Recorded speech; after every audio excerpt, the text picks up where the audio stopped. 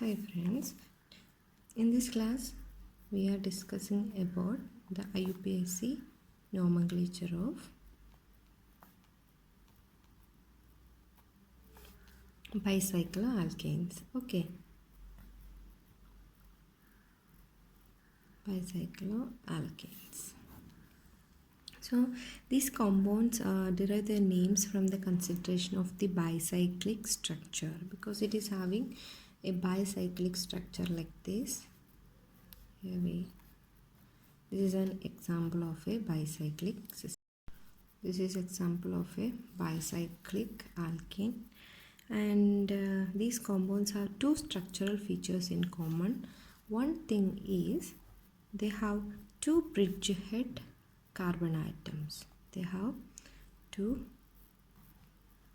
bridgehead carbon atoms. That is, this is the bridgehead. Okay, this is the bridgehead. So it is having two. This is the one carbon, this is second carbon, two bridgehead carbon atoms. And the second structural feature is three arms. This compounds having three arms connecting the two bridgehead carbon atoms. Three arms connecting to the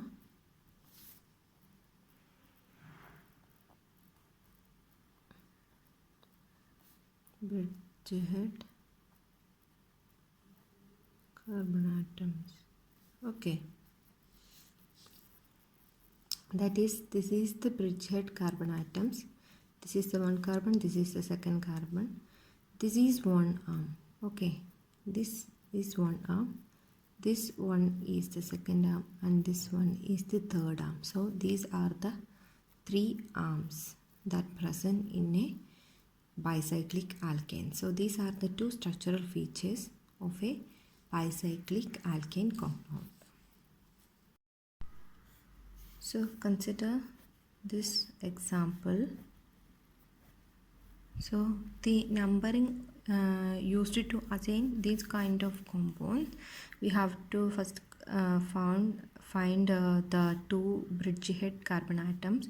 So numbering used to assign from one of the bridgehead position proceeds along the longest carbon chain to the other bridgehead and continues along the next longest arm to the first bridgehead. Okay, so the numbering of this compound is like, we have to put 1 2 3 4 5 6 and 7. Okay, here is the presence of 7 carbon atoms, so we can use the root word hept, and this is an alkane, so this root word is heptane, and we have to put the number of carbon atoms present in each of the arms. These are the three arms. This is the one arm, this is the second arm, and this is the third arm.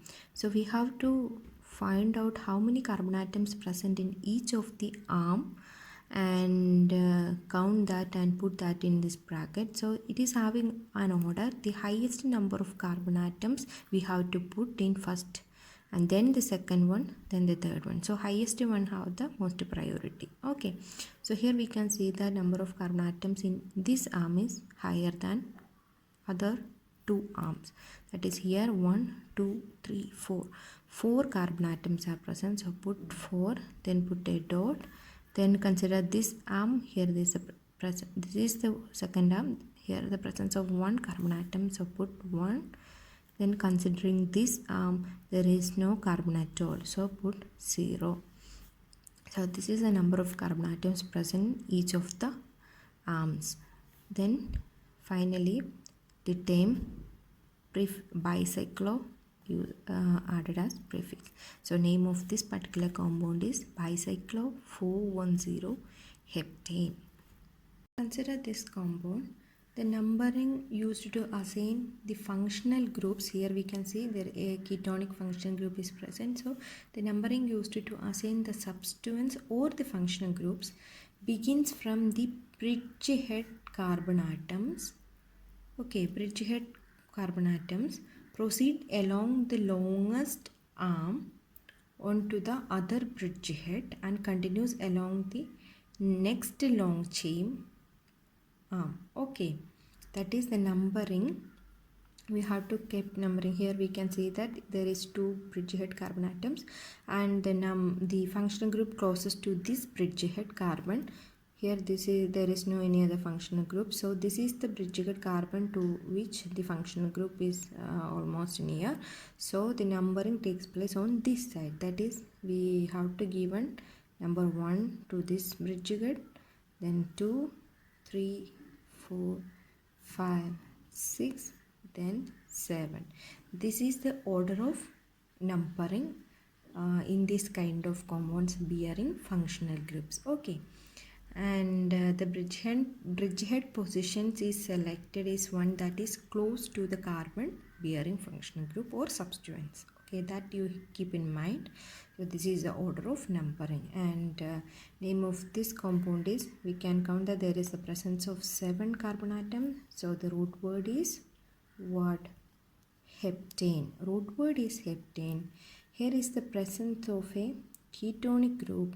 So the secondary suffix that we have discussed in class 2, that is the part 2 class of nomenclature, in which we discussed that the secondary suffix for ketonic group is -one. Therefore, this is changes to heptanone. Okay,